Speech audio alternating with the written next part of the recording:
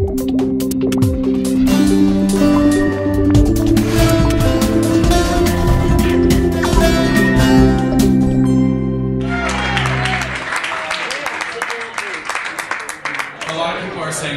your year. It's kind of like a comeback story in the press. They're saying that because you not only did well as an actor but now a director. So can you kind of tell us what it feels like to have the buzz around you, kind of coming back and solidifying that you're definitely a Hollywood director? I don't know about all that. I do know that I worked on a movie. There's a lot of really talented people who worked really hard, and I'm really proud of it. I had great producers who you see standing next to me, and tonight's just a purely, wonderful night to enjoy that and be so grateful that we were honored. What, after you didn't get the Oscar nomination, Best Director, what the hell are your consiglieres telling you? I mean, this is absolutely ridiculous that you weren't nominated. I don't get it. It's not Geely Ben Affleck. It's Argo Ben Affleck. What is it? What are they telling you? Is it the math that this Academy has? I mean, what is it? What are their reasons to use? I was going to say, I don't know what you imagine my life is like. It sounds a lot cooler than it is. I don't think you're going to make it. That's it. That's the consigliere right there. What kind of consigliere?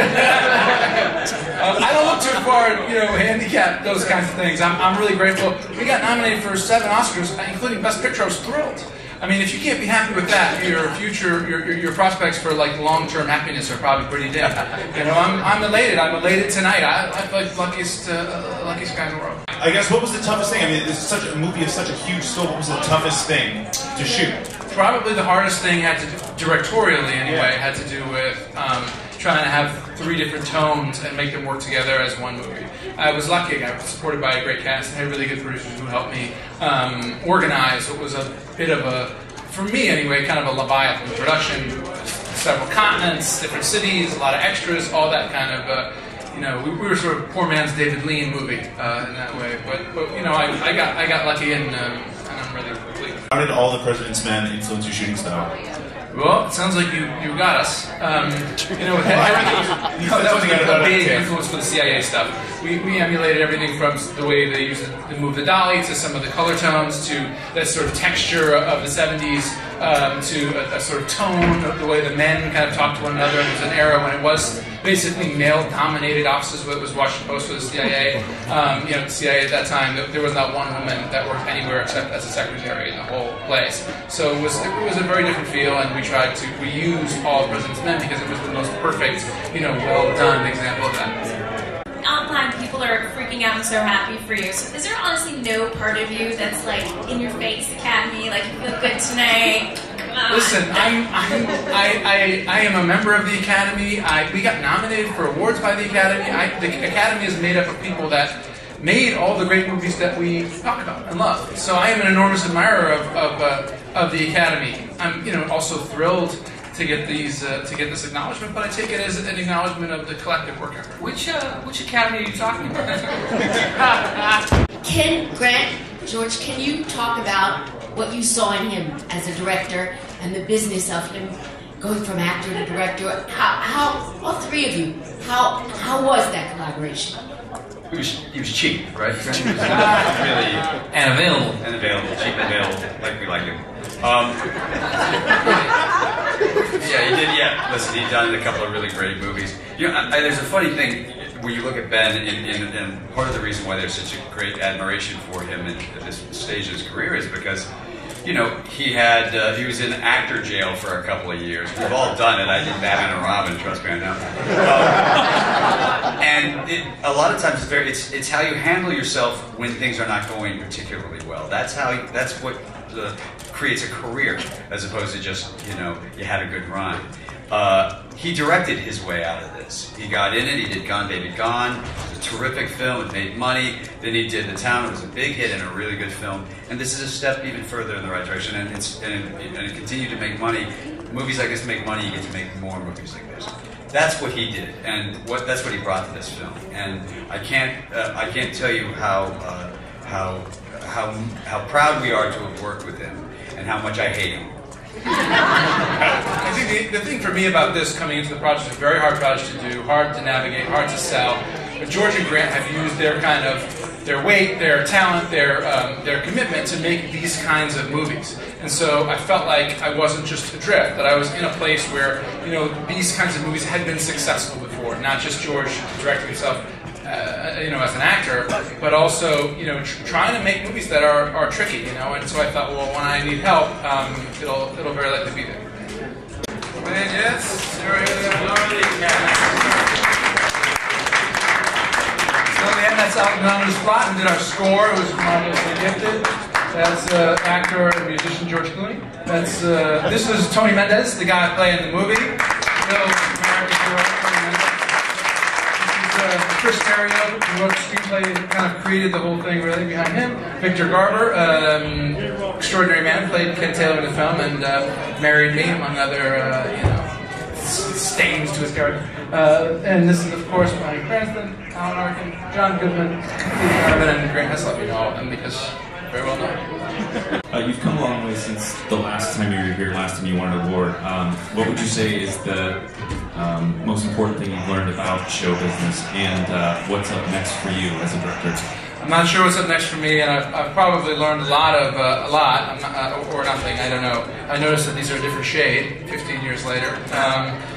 But other than that, it's you know, I've learned that you're to try to pick things wisely and pick your collaborators wisely.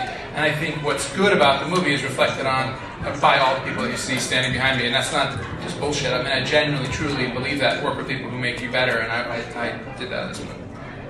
No, I think this is a movie for all audiences. You know, I mean, maybe not under a certain age. I wouldn't take my kid, but that's because, you know, I don't want her to repeat the F word all around the house.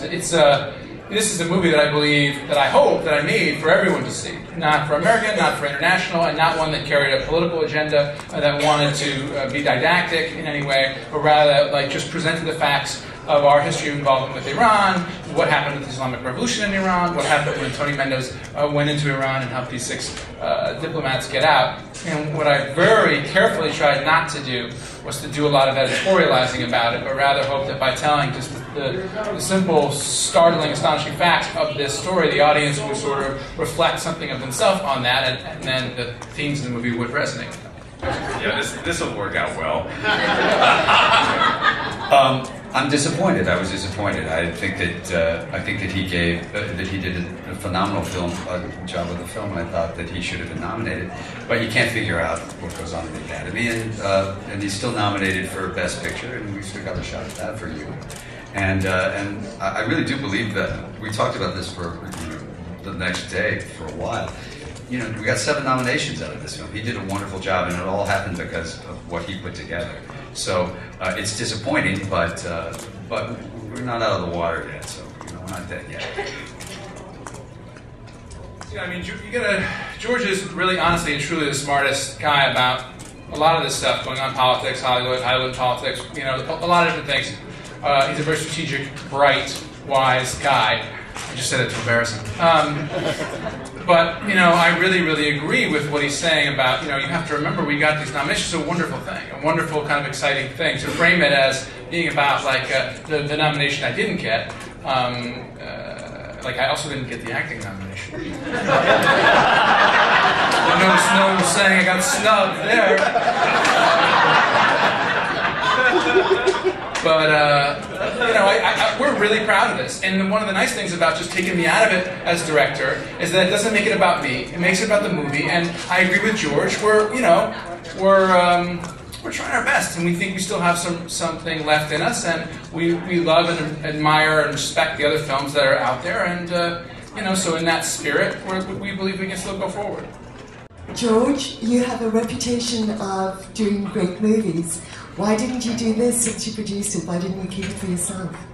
Well, had I known he was going to do such a good job, I probably would have tried. We were doing Ides of March. We were off doing that, and we sent Ben the script, and he read it, and he said he wanted to do it, and Warner Brothers wanted to do it. And for the minute that happened, Grant and I had a long conversation. We had a couple of meetings with Ben, and his take automatically was, it was just so good, you know, because the thing you have to understand, Chris's script, you know, when you when you commission a script to be written, usually the first draft doesn't work very well. In fact, I've never seen one work well. This one, Chris's first draft was a great first draft, a shootable first draft. And it only got better with that. And when Ben came along, the tone of it somewhat changed, which was good and even better for it. So it was his take on it. Well, we leaned a little harder on the comedy in the first draft. Because there was some funny stuff that went on in Hollywood, at the Beverly Hilton, actually, where we shot some of it.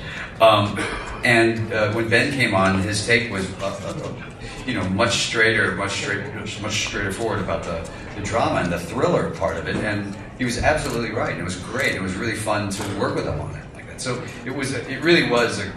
We were very happy with the choice, and I have no regrets at all. We lost Eric. Yeah.